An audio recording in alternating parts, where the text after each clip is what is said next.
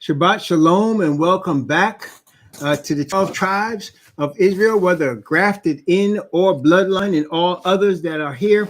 Welcome back. We're continuing our study in the second resurrection, looking at Revelation chapter 20, as well as Ezekiel chapter 38 for the second resurrection. And this is also going to include the judgment.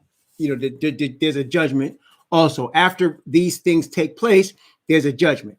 Okay, and so we're going to include that judgment along with what we're studying because it goes together. In fact, let's take a look at it starting in Revelation chapter 20. We're going to go back to Ezekiel chapter 38 where we were. Let's look at Revelation chapter 20.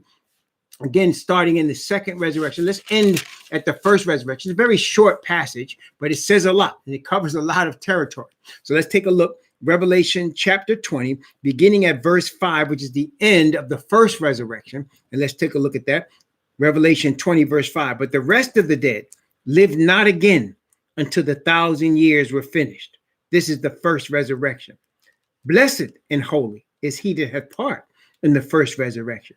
On such the second death hath no power, but they shall be priests of Yahweh and of Messiah, and shall reign with him 1,000 years. And when the 1,000 years are expired, Satan shall be loosed out of his prison, and shall go out to deceive the nations which are in the four quarters of the earth, Gog and Magog, to gather them together to battle, the number of whom is as the sand of the sea. And they went up on the breadth of the earth, and compassed the camp of the saints about, and the beloved city. And fire came down from Yahweh out of heaven, and devoured them. And the devil that deceived them was cast into the lake of fire and brimstone, where the beast and the false prophet are, and shall be tormented day and night forever and ever.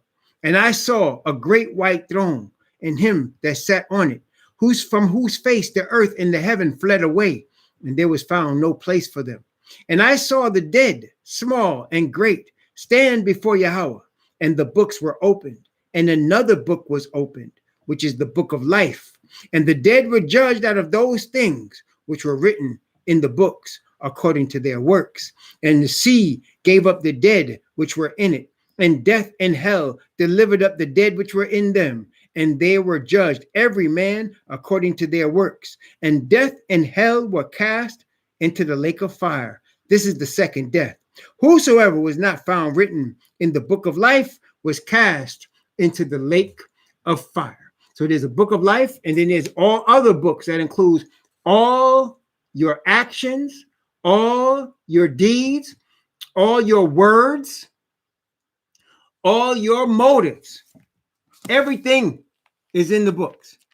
Okay, the Bible says very plainly, Messiah said to us, he taught us that every idle word that men shall speak, they shall give an account thereof in the day of judgment. Every idle word that men shall speak, they shall give an account thereof in the day of judgment. So every word that we speak is written in that book, whether it's good or bad. That is why the Bible says, whoever causes a soul to be converted shall not only save a soul from death, but hide a multitude of sins. That's James chapter 5. Hide a multitude of sins. That way, the Bible says that the gospel of the Messiah, the perfect righteousness of the Father given to us through the blood of Messiah, takes all the sins of the past and washes them away, so that our words that we spoke out of turn, the foolish things that we did when we received the truth of the Hebrew Messiah,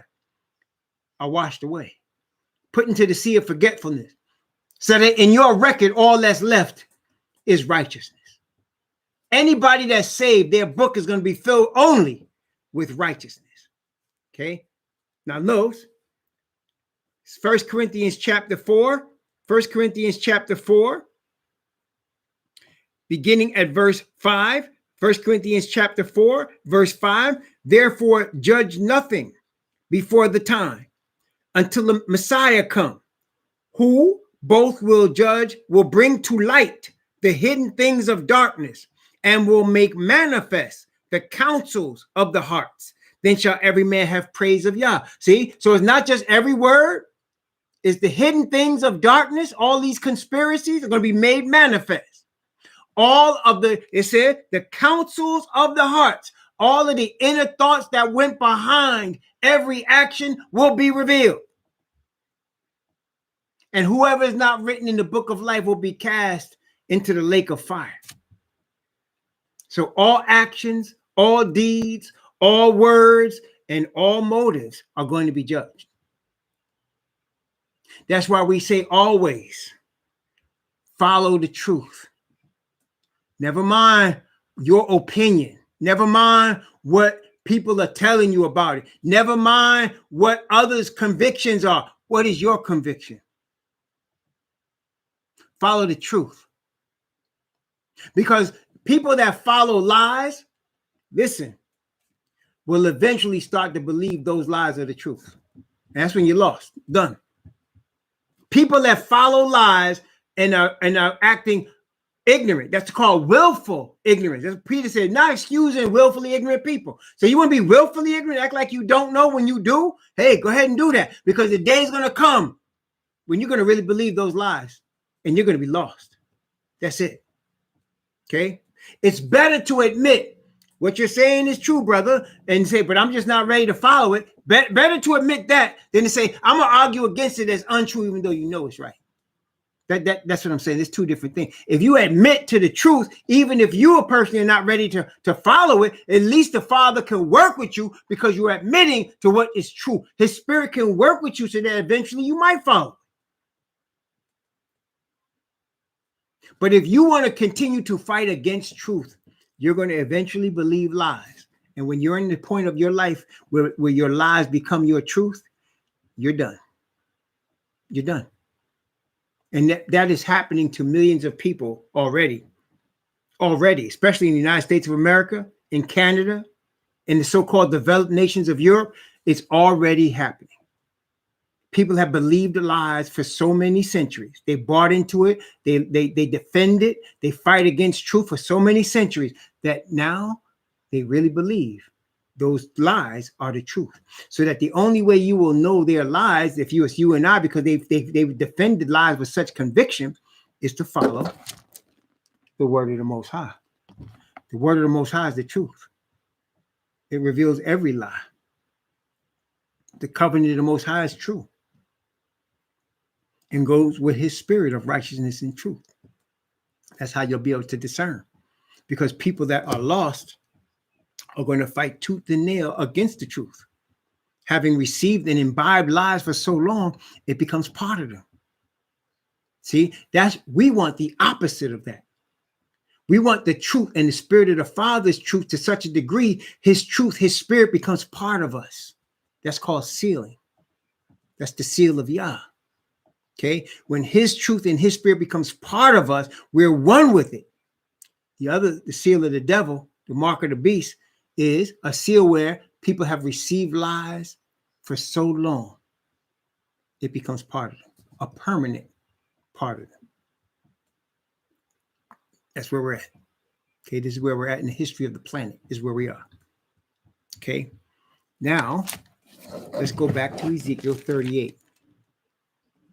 And it gives us all kinds of details that Revelation 20 doesn't give us. But of course, that's why it is. Revelation 20 is Ezekiel 38, but Ezekiel 38 has added a whole bunch of details for us to understand. So we see here Gog and Magog, here again, just like in Revelation 20, they're leading the charge against the Father, against the Messiah's kingdom. We can see it here very clearly. And then as we see that, they have in their mind a thought, they're going to take over. They see our villages are unwalled. They feel like they have a military advantage. They do have the numerical advantage in that there are way more of them than us because we are a remnant. Remember, the redeemed of the planet, the redeemed of the kingdom are a remnant. He even said about the Gentiles that came in the first verse, I'm going to save a sixth of you. That's a remnant. The dragon was wroth with the remnant of the woman's seed. See, he said, the Messiah, Isaiah said, except he has left unto us a very small remnant, we would have been in Sodom and Gomorrah.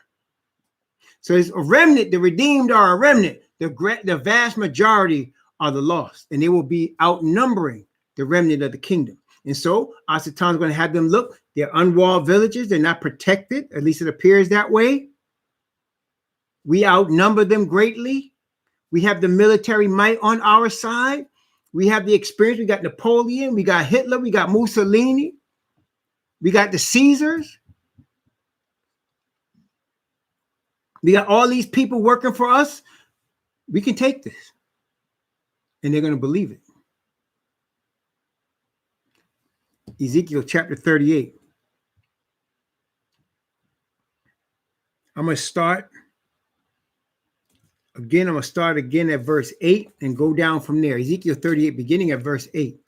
After many days thou shalt be visited. In the latter years thou shalt come into the land that is brought back from the sword and is gathered out of many people against the mountains of Israel, which have been always waste, but it is brought forth out of the nations, and they shall dwell safely, all of them. Thou shalt ascend and come like a storm. Thou shalt be like a cloud to cover the land, thou and all thy bands, and many people with thee. Thus saith the Most High Yahweh, it shall come to pass that at the same time things shall come into thy mind. Shall things come into thy mind, and thou shalt think an evil thought. And thou shalt say, I will go up to the land of unwalled villages. I will go to them that are at rest, that dwell safely, all of them dwelling without walls and having neither bars nor gates, to take a spoil and to take a prey, to turn thine hand upon the desolate places that are now inhabited, and upon the people that are gathered out of the nations, which have gotten cattle and goods and dwell in the midst of the land. Sheba and Dedan and the merchants of Tarshish with all the young lions thereof shall say unto thee, art thou come to take a spoil? Hast thou gathered thy company to take a prey, to carry away silver and gold, to take away cattle and goods, to take a great spoil? Therefore, son of man, prophesy and say unto God, thus saith the Most High Yahweh, in that day when my people Israel dwelleth safely, shalt thou not know it? And thou shalt come from the place out of the north parts, thou and many people with thee, all of them riding upon horses, a great company and a mighty army. And thou shalt come up against my people Israel as a cloud to cover the land. It shall be in the latter days, and I will bring thee against my land, that the heathen may know me when I shall be sanctified in thee, O Gog, before their eyes. Father's going to be sanctified in the eyes of his people as he does his work. See, the first resurrection, all of us are involved in the fighting. All of us are involved in the first resurrection, in the battle. That's why the Bible said Messiah come with a horse and his armies. You don't see that here. You do not see Messiah with a horse and his armies right here. Why? This is different. This is the part where the Father says to Messiah, sit thou at my right hand till I make thine enemies thy footstool. This is that part. Here it is. Let's continue. Verse 17. Thus saith the Most High Yahweh, art thou he of whom I have spoken in old times by my servants the prophets of Israel, which prophesy in those days many years that I would bring thee against them? And it shall come to pass at the same time when Gog shall come against the land of Israel, saith the Most High Yahweh, that my fury shall come up in my face. This is where the Father steps forward. See, previously, in the first resurrection, the Father came, but he let the Son do everything because it's the Son taking his kingdom, right? He came on, remember, the Messiah came with all of us as part of his armies, and he comes on a white horse as King of Kings and Lord of Lords. The New Jerusalem has obviously come down, as it says in Zechariah chapter 14, and he crushes the Edomites and he destroys all of those that come against the city that are alive on this earth right now, and destroys the whole system of Babylon, that it never exists again. There'll be no more beast. There'll be no more false prophet. It's come to nothing, and Messiah would have destroyed it. But the second resurrection, all of that is gone. What's left is Asatan and all the lost, all of them from all ages, all the way back from before the flood to that day. And they all come out of their graves, and they're all under the control of the spirit of Asatan and his angels, who appear as angels of light. And they are all thinking they can take the city because there's so many of them. And that's when the Father says, like he told, remember what he told Hezekiah? You remember? Oh, no, not Hezekiah. It was Jehoshaphat. Because again, it's interesting because in Joel chapter 3, Armageddon is called the Valley of Jehoshaphat. And in the book of Chronicles, 2 Chronicles chapter 20, it was Jehoshaphat that was the king when the Father said through his prophet stood up, the Israelite prophet stood up in the midst of them, and he said, you shall not need to fight in this battle. This battle is not yours. It's Yahweh's. Remember that one? Let's look at it. 2 Chronicles chapter 20. 2 Chronicles chapter 20.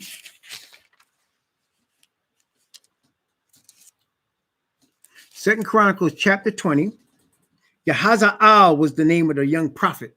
Watch what it says. 2 Chronicles chapter 20, beginning at verse 13 and going from 13 down to verse 18. Watch this. And all Judah, this is when Edom, Moab, and Ammon joined forces to come against Judah. Okay. And all Judah stood before Yahweh with their little ones, their wives, and their children. Then upon Yahaziel, the son of Zechariah, the son of Benaiah, the son of Yael, the son of Mattaniah, a Levite of the sons of Asaph. So this man, Yahaziel was a Levite priest who is also obviously now a prophet. Notice what it says, came the spirit of Yahweh in the midst of the congregation. And he said, hearken ye all Judah and ye inhabitants of Jerusalem, and thou King Jehoshaphat. Thus saith Yahweh unto you, be not afraid nor dismayed by reason of this great multitude, for the battle is not yours, but Yahweh. Tomorrow go ye down against them. Behold, they come up by the cliff of Ziz, and ye shall find them at the end of the brook before the wilderness of Jeruel. And ye shall not need to fight in this battle. Set yourselves, stand ye still, and see the salvation of Yahweh with you, O Judah and Jerusalem. Fear not, nor be dismayed. Tomorrow go out against them, for Yahweh will be with you. And Jehoshaphat bowed his head with his face to the ground, and all Judah and the inhabitants of Jerusalem fell before Yahweh, worshiping Yahweh. Brethren, this is it right here. That's what we're talking about. That's Ezekiel 38. That's the second resurrection. The Father stands up, and he says, this is enough. I'm finished with these people. And he says, my fury is going to come up in my face. Father said, stand with your little ones, because they're going to be little ones. They're going to be children. They're going to be families. And we're going to have been living in harmony. We're going to have been living in harmony for 1,000 years. Living in harmony, y'all. No more greed upon the earth. No more corporations. We're going to have been living in harmony with each other, at peace with each other. All of us in love with the Father and Messiah. With all the prophets of old. We're going to be with Moses and Abraham and Isaac and Jacob. We're going to be with the 12 sons. We're going to be with Ezekiel and Jeremiah. We're going to be with all the apostles. We're going to see them. All of our relatives that have passed before us that are redeemed, we're going to see them. We're going to know what tribe we belong to. They're going to also come to us and say, you are with us, you're our tribe. And then all of a sudden, the Gentiles that are saved with us, they're going to say, we're going to, and then everybody's going to be saying, no, come to Judah. No, come to Benjamin. No, come to this. Come with us over here. And you'll have your choice. It's going to be beautiful for 1,000 years, y'all. And then these fools going to come up. And that lie is going to lead them. And the Father's going to say, oh, you think you're going to come take this? Step aside, y'all. Step aside. That's what's coming. And that's Ezekiel 38. That's what the Father said. No. Y'all not going to fight. See, we fought in the first one. That's why we out there burying the dead. Remember? We burying the dead and burning their weapons. We are very much a part of that first resurrection battle. All the redeemed are very much involved with the battle. The battle of Armageddon is a battle. Of course, they're going to get slaughtered, but that's the battle. Okay. The second one, though, Father doesn't even allow us to be involved. He says, step back. Let me do my work. His fury going to come up in his face. Ezekiel 38. Let's read that again. That's powerful, man. Start at verse 16. Start at verse 16 and go to verse 18. Thou shalt come up against my people Israel as a cloud to cover the land. It shall be in the latter days, and I will bring thee against my land, that the heathen may know me when I shall be sanctified in thee, O Gog, before their eyes. Thus saith the Most High Yahweh, art thou he of whom I have spoken in old time by my servants, the prophets of Israel, which prophesied in those days many years that I would bring thee against them? And it shall come to pass at the same time, when Gog shall come against the land of Israel, that the Most High Yahweh, saith the Most High Yahweh, that my fury shall come up in my face. For in my jealousy and in the fire of my wrath have I spoken. Surely in that day there shall be a great shaking in the land of Israel. So excuse me, so that the fishes of the sea and the fowls of the heaven and the beasts of the field and all creeping things that creep upon the earth and all the men that are upon the face of the earth shall shake at my presence. And the mountains shall be thrown down, and the steep places shall fall, and every wall shall fall to the ground. And I will call for a sword against him excuse me, throughout all my mountains, said the Most High Yahweh. And every man's sword shall be against his brother. Now, that's exactly what happened in 2 Chronicles chapter 20. Let's look at that. Let's look back there one more time. He said, every man's sword shall be against his brother. Wait, let's go back to the 2 Chronicles 20 again. One more time. Look at what happened at the end when he said you will not need to fight. Notice what happened. I'm going to start at verse 20. Okay. 2 Chronicles chapter 20, verse 20. Notice what it said. And they rose early in the morning and went forth into the wilderness of Tekoa. And as they went forth, Jehoshaphat stood and said, hear me, O Judah, and ye inhabitants of Jerusalem. Believe in Yahweh, your Most High, so shall ye be established. Believe his prophets, so shall ye prosper. And when he had consulted with the people, he appointed singers unto Yahweh, and that should praise the beauty of holiness. And they went out before the army to say, hallelujah, or praise Yahweh, for his mercy endureth forever. Now watch what happened. So they were not fighting. They were there to praise, because the Most High said, this battle is not yours, right? And when they began to sing and to praise, Yahweh set ambushments against the children of Ammon, Moab, and Mount Seir, which were come against Judah, and they were smitten. For the children of Ammon and Moab stood against the inhabitants of Mount Seir utterly to slay and to destroy them. And when they had made an end of the inhabitants of Seir, everyone helped to destroy another. See, they start fighting each other. At the end, they started fighting each other. Which, brethren, I've been telling you the whole time. If it wasn't that the angels of the 144,000 were holding back the four winds, these heathen would have destroyed each other long time ago. Long time, many times over. Because that's the spirit of greed. That's the spirit of pride. That's the spirit of man thinking he's God. He will eventually destroy himself because he is not God. He cannot live forever without the Father. So they would eventually destroy themselves. Well, here, look, that's what they did. And when Judah came toward the watchtower in the wilderness, they looked unto the multitude, and behold, they were dead bodies fallen to the earth, and none escaped.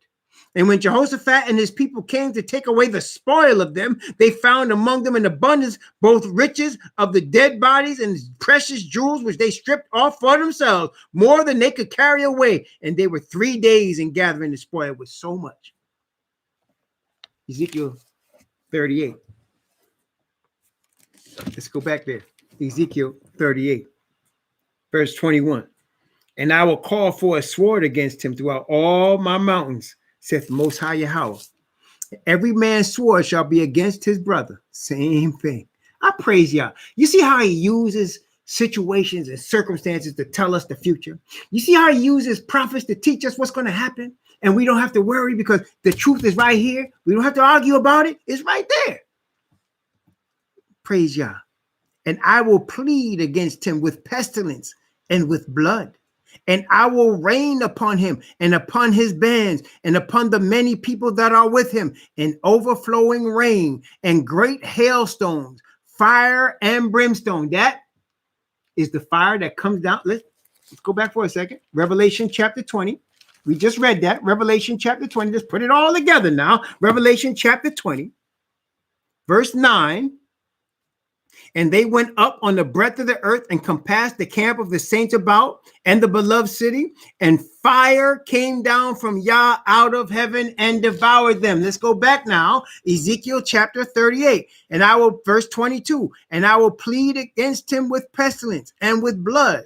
And I will rain upon him and upon his bands and upon the many people that are with him, an overflowing rain and great hailstones, fire and brimstone. There you go. There you go, brethren. We ain't fighting in that one. Father is going to take care of that business for us. See, they're going to try to take us at the end of the 1,000 years. Father is going to destroy them. We're not even going to have to fight there. They're going to first be hacking up each other. And then Father's going to destroy them, saving them from themselves. Let's continue. Verse 23 of Ezekiel 38. Then will I magnify myself and sanctify myself, and I will be known in the eyes of many nations, and they shall know that I am Yahweh. There you go. See? So the first resurrection, which is coming in just a few years, it's coming in our lifetime, which we read about. That's what's exciting about this. This is not no theory, y'all. We're living this. The dragon, the beast, and the false prophet are already controlling the people of the planet. The sons of Japhet are dominating the planet. Gog and Magog dominate this earth, and they control the United States of America. And the dragon and the beast use the United States to tell the earth what to do. It's all here. The awakening of the Israelites, the true bloodline Israelites, has already begun. And that awakening is the sign of the end of the Gentiles. Already started. We are here. Okay. That's why these things are so exciting. We're about to embark on some really woo. And then in the next 7 years, brethren, it's over. That first resurrection is coming. You're going to see your relatives that passed, that are sealed in righteousness. You're going to see the prophets. You're going to see Moses. You're going to see them all. Most of all, you're going to see Messiah, Yahushua, and our Father. You're going to see the angel.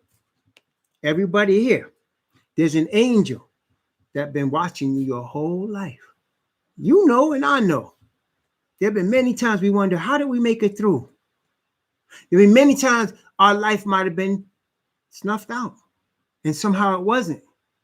And there was an angel there. Remember, the revelation of Jesus Christ, or Yahushua the Messiah, which Yah gave unto him to show unto his servants things which he must shortly come to pass. And he sent and signified it by his angel unto his servant. Brethren, all of us have an angel that's been with us the whole time. We're going to meet him. We're going to see his face. We're going to meet him. The one that's been protecting us from before we even knew but when we were born, watched us come out the womb, seen all the evil and all the things that happened to us, and he was there. And he protected us when we didn't even know it. The Father sent him through Messiah to protect us. We're going to meet him. We're going to meet him.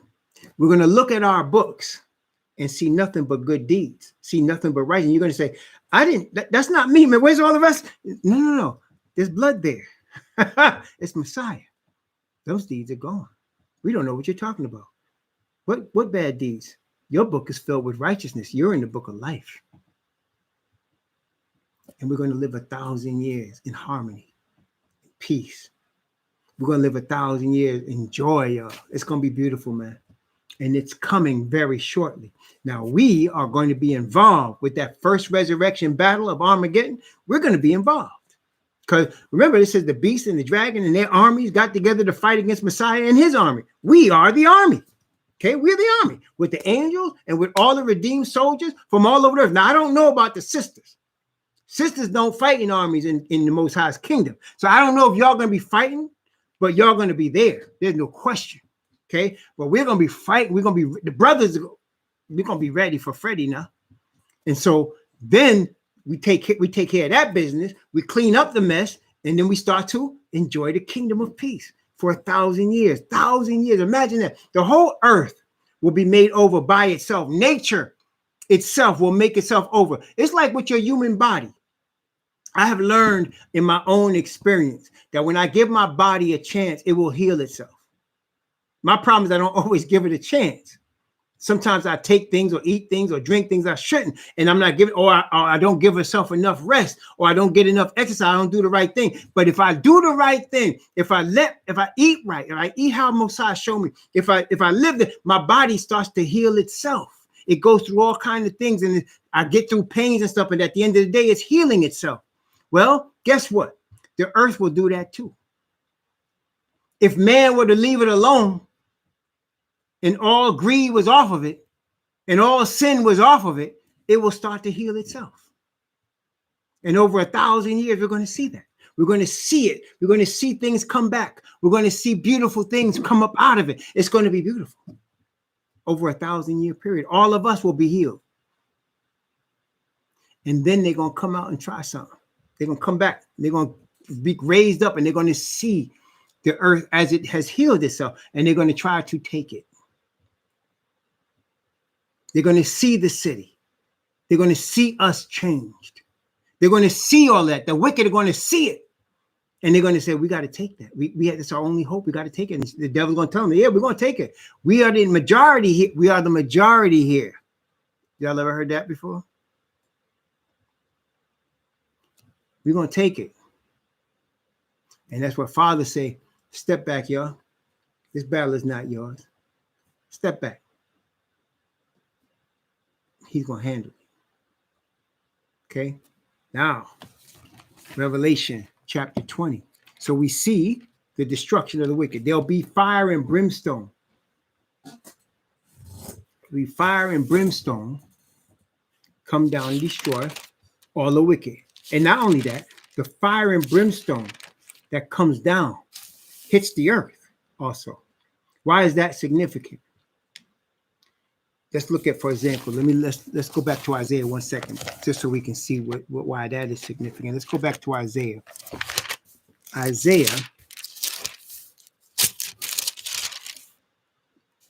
Isaiah chapter 24 again. We were in Isaiah 24 earlier. Let's go back there, because now you're going to see why the earth is going to get this fire as well as the wicked people that are on it in that second resurrection. But that's why I said those of us in the first resurrection are not hurt by the second resurrection.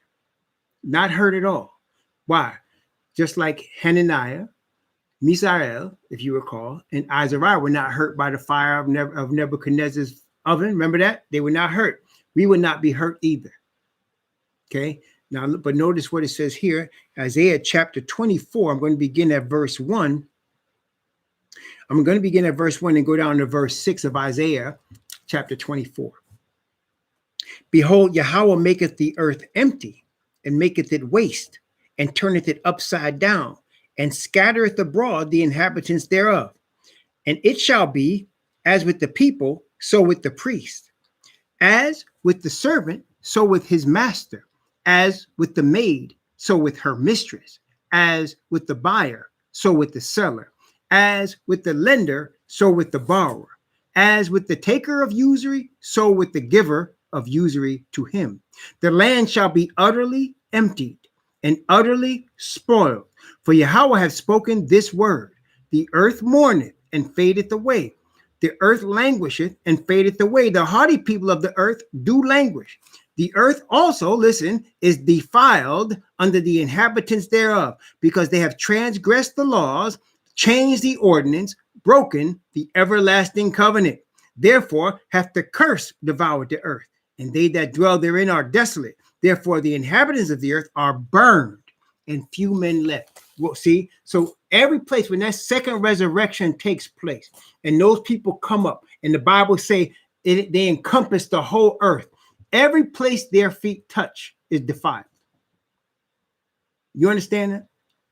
So at the end of the 1,000 years, they hadn't been on the land for 1,000 years. They've been in graves for 1,000 years. And so they come back up.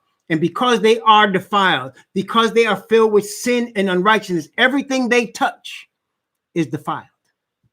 Therefore, every place they have stand have to be redone, have to be cleansed.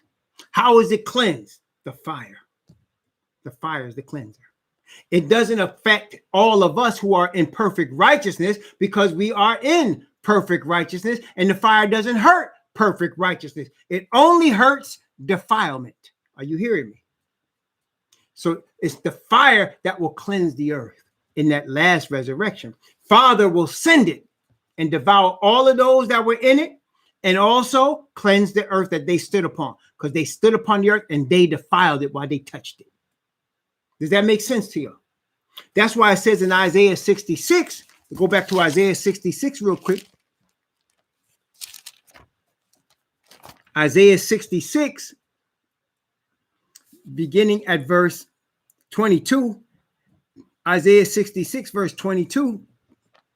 For as the new heavens, see, and the new earth, which I will make, shall remain before me, saith Yahweh, so shall your seed and your name remain. And it shall come to pass that from one new moon to another, and from one Sabbath to another, shall all flesh come and worship before me, saith Yahweh. Notice verse 24. And they shall go forth and look upon the carcasses of the men that have transgressed against me, for their worm shall not die, neither shall their fire be quenched. And they shall be an abhorring unto all flesh. Neither shall their fire be quenched. Also, notice again, Malachi, the last book of the Old Testament, so-called Old Testament, the last book, Malachi chapter 4.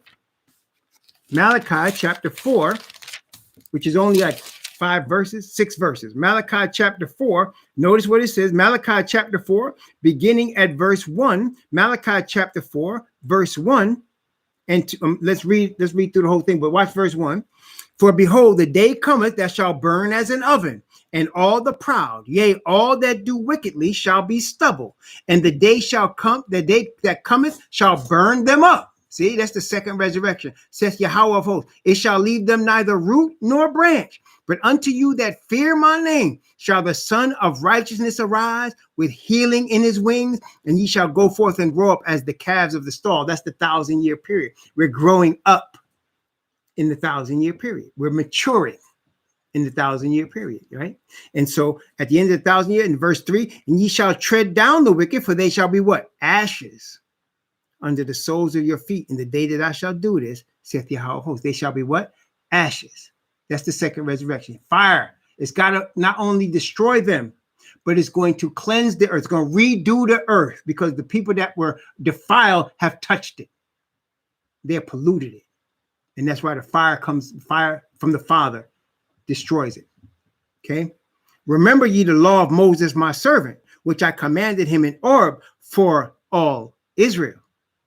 For all Israel, with the statutes and judgments. Behold, I will send you Elijah the prophet before the coming of the great and dreadful day of Yahweh, 144,000. And she shall turn the heart of the fathers to the children, and the heart of the children to their fathers, lest I come and smite the earth with a curse. There it is. See, it's all there. We ain't got to get everything is there. All we got to do, trust our Father, receive of his spirit, and read his word. And I mean, read his word. He will make known all to those that do this, to those that trust in him, to those that surrender and receive the spirit of perfect righteousness through repentance and faith. Those that do this, he will make known to you his words. And you just have to read it. It's there. Praise the Most High Yahweh. So let's go back now to Revelation chapter 20. Let's go back to chapter 20. Okay, let's start now at verse 10. Well, let's start where we finish at verse 8 and 9. And shall go out to deceive the nations which are in the four quarters of the earth, Gog and Magog, to gather them together to battle, the number of whom is as the sand of the sea. Verse 9. And they went up on the breadth of the earth and compassed the camp of the saints about and the beloved city. And fire came down from Yah out of heaven and devoured them. And the devil that deceived them was cast unto the lake of fire and brimstone, where the beast and the false prophet are, and shall be tormented day and night forever and ever. And now we come to the next phase. After everyone's destroyed, there's some judgment scene. Now, they're not resurrected. They must be in the spirit, but there is a judgment scene. Every person has to be judged. The lost, I mean. The righteous are already judged. We are being judged while Messiah is in the most holy place. Remember, Messiah is our high priest. So what his work is a work of sealing and judgment. So those of us that are with him, in other words, we're reaching the Father through the high priest Messiah in the most holy place before the Ark of the Covenant. We're praying to Father there. We're seeking his perfect righteousness. We become judged in that we're judged. The judgment's in our favor. Judgment's in our favor, and we're sealed by his spirit. We're judged there. Now, all the wicked in so doing are judged also, but there has to be an official hearing as to why they are lost. He's just not going to kill them and not tell them exactly why you're lost, though they already know, but he's going to make it official. That's why the Bible said we must all stand before the judgment seat of Messiah for things done in the body. Okay, and here it is in Revelation chapter 20, beginning at verse 11. And I saw a great white throne, and him that sat on it, from whose face the earth and the heaven fled away, and there was found no place for them. And I saw the dead, small and great, stand before Yahweh, and the books were opened, and another book was opened, which is the book of life. And the dead were judged out of those things written in the books according to their works. Now, let me ask you all a question. Y'all should know this. We studied the book of Revelation. Here we are at the end. I'm going to even give you a hint. This was chapter 5. Who controls now the book of life? Who has the book of life in their hands at this time? Who has the book of life? Who is holding it? Who controls it? Who is it that has the book of life? He says, it's the books are open, and another book was open, which is the book of life. Who has the book of life? Who's controlling that book? Who's controlling that? That's right. Antonio's correct. It is Messiah. Messiah, remember, Father gave it to him because the book of life represented the people of his kingdom. Remember that. You're going to go back and read it right now. But Father gave this book to Messiah. It's the book that had the 7 seals, right? Remember, he's unsealing the 7 seals.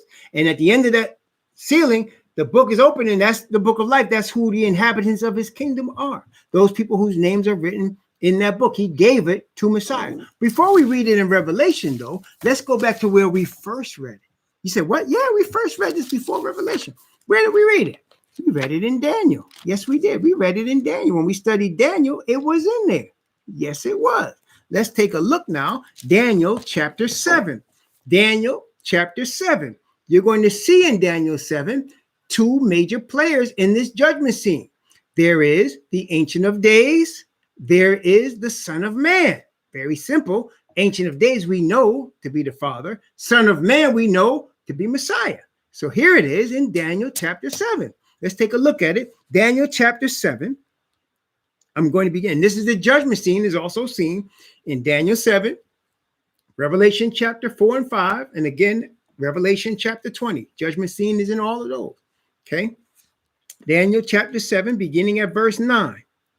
And I beheld till the thrones were cast down, and the Ancient of Days did sit, whose garment was white as snow, and the hair of his head like the pure wool. His throne was like at the fiery, his throne was like the fiery flame, and his wheels as burning fire.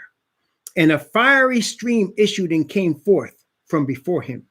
Thousands ministered unto him, and 10,000 times 10,000 stood before him. The judgment was set, and the books were open. And books were open, and another book was open, which is the book of life. And the dead were judged out of those things written in the books according to their works. It's Revelation chapter 20. Well, here we are in Daniel 9. It says, and I beheld then, because of the voice of the great words, which the horn spake, I beheld till the beast was slain and his body destroyed and given to the burning flame. Remember that? Beast and the false prophet cast into the lake of fire. As concerning the rest of the beasts, they had their dominion taken away, yet their lives were prolonged for a season and a time. I saw in the night visions, and behold, one like the Son of Man came with the clouds of heaven and came to the Ancient of Days. Son of Man comes with clouds to the Ancient of Days. Messiah comes to Father. Where do we get that from again? Aside from what we just read, Revelation chapter 5. Let's compare what we're reading with Revelation chapter 5. Revelation 5, beginning at verse 1. Well, let me get right to here. I'm going to start at verse 5. Revelation 5, beginning at verse 5 and going down to verse 7. Revelation 5, 5 through 7. Notice what it says. One of the elders said unto me, weep not. Behold, the Lion of the tribe of Judah, the root of David, hath prevailed to open the book and to loose the 7 seals thereof. And I beheld, and lo, in the midst of the throne and of the 4 beasts, and in the midst of the elders, stood a lamb, as it had been slain, having 7 horns and 7 eyes, which are the 7 spirits of Yahweh, sent forth into all the earth. And he came and took the book out of the right hand of him that sat upon the throne. See? So he took the book out of the right hand. Here we are back in Daniel chapter 7. Let's get back to Daniel 7. Looking again, Daniel 7, verse 13. And I saw in the night visions, and behold, one like the Son of Man came with the clouds of heaven and came to the Ancient of Days, and they brought him near before him. And there was given him dominion and glory and the kingdom, that all people, nations, and languages should serve him. His dominion is an everlasting dominion, which shall not pass away, and his kingdom that which shall not be destroyed. See, same thing. So the Father is giving the book of life, which contains the inhabitants of the kingdom, to Messiah. The inhabitants of the kingdom are the main focus of the kingdom. That's what makes up a kingdom. You got to have subjects, right? So he given him the book of his subjects, the book of those that will make up the book, which are the kingdom, which is the book of life. That's the books. Okay. So the books were open. There was a judgment scene. Father was there. Messiah received his kingdom. Back to Revelation. We see that already now. Messiah received the kingdom, chapter 5. Then the 7 seals took place. And then at the end of that, Messiah returned to take his bride and then to take his kingdom. Okay. We see all that. Now, Revelation chapter 20, and now there's a judgment scene. After Messiah has taken the kingdom, after the destruction of the second resurrection, there's a judgment scene. Revelation chapter 20, again from verse 12. And I saw the dead, small and great, stand before Yahweh, and the books were open, and another book was open, which is the book of life. And the dead were judged out of those things which are written in the books according to their works. And the sea gave up the dead which were in it. And death and hell delivered up the dead which were in them, and they were judged every man according to their works. And death and hell were cast into the lake of fire. This is the second death. And whosoever was not found written in the book of life was cast into the lake of fire. There you have it. So Messiah is king of the earth now. He sits in the judgment seat with his Father. Remember, he said in John chapter 5, the Father hath committed all judgment to the Son. Remember that? Let's look at it. We just read it. John chapter 5. Let's make sure we got this straight now, because there's a lot of people out here trying to confuse people. So let's make sure we got it straight. John chapter 5, beginning at verse 22. John chapter 5, beginning at verse 22. For the Father judgeth no man, but hath committed all judgment unto the Son, that all men should honor the Son, even as they honor the Father. He that honoreth not the Son, honoreth not the Father, which has sent him. Verily, verily, I say unto you, he that heareth my word, and believeth on him that sent me, hath everlasting life, and shall not come into condemnation, but is passed from death unto life.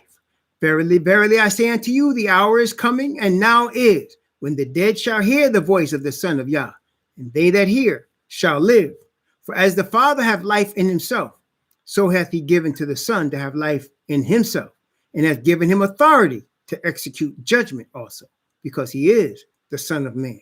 Marvel not at this, for the hour is coming in which all that are in the grave shall hear his voice, and they shall come forth. They that have done good unto the resurrection of life, they that have done evil unto the resurrection of damnation.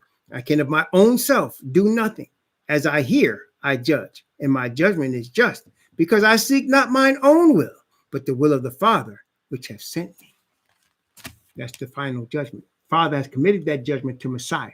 Messiah's object in the judgment is to bring glory to his Father by the judgment of righteousness and truth. In righteousness, he does judge, the Bible says, and make war. Messiah judges and make war in righteousness. It is the Father's perfect righteousness he does. So now he judges all those that, I don't know, honestly, it says here that they're going to be in the lake of fire and burned up in ashes. But at some point, they have to come back. I don't think they're resurrected a third time. It must be their spirit or something that's coming up where the judgment is taking place. That's all I can see, because they're not going to be resurrected a third time. You feel me? So I'm admitting to you, I'm not understanding exactly always how that's going to take place. Although I just see here, like you see, it's going to take place. There's going to be a judgment. Okay, so Father's going to judge. He's going to let the wicked know why you're lost. This is what's written in the book. This is what you have done. Everything in their whole life they will face. They will face everything because they wouldn't have repented to have their sins washed away. They wouldn't have, come to the truth so that their sins could be hidden. They wouldn't have done that. So everything they've done is there, and they're not written in the book of life. So they're cast into the lake of fire. They're going to be lost, but they must know in fairness. See, Father is righteous all the way to the end. They must know in fairness as to why. They must know in fairness when did they get opportunity to come to the truth. They must know in fairness all the times they've heard truth and were willfully ignorant. They must see in fairness all the works of their fathers and of the spirit that they receive of their fathers and why they're lost. They're going to see all that. All of us are going to see it. They're going to stand before the judgment seat, and everybody's going to be witnesses. We're all going to see it. Okay? So that's why we say, as ambassadors for the Messiah, be reconciled to the Father, y'all. Be reconciled to the Father. This is the judgment seat. This is the seat right here. So again, I'm not going to tell you they resurrected a third time, because it says if you're in the lake of fire, that's the second death. So I'm a feeling like their spirit will come up or something. The Father going to bring something up where they can know, and we're going to know why they're lost. It's going to be all of us are going to be witnesses. Their records are going to be brought. Everybody's going to see it. It's going to be a court scene. Everybody's going to see it. Okay, and you're going to see why they lost, and they're going to understand why they lost. They're going to admit it.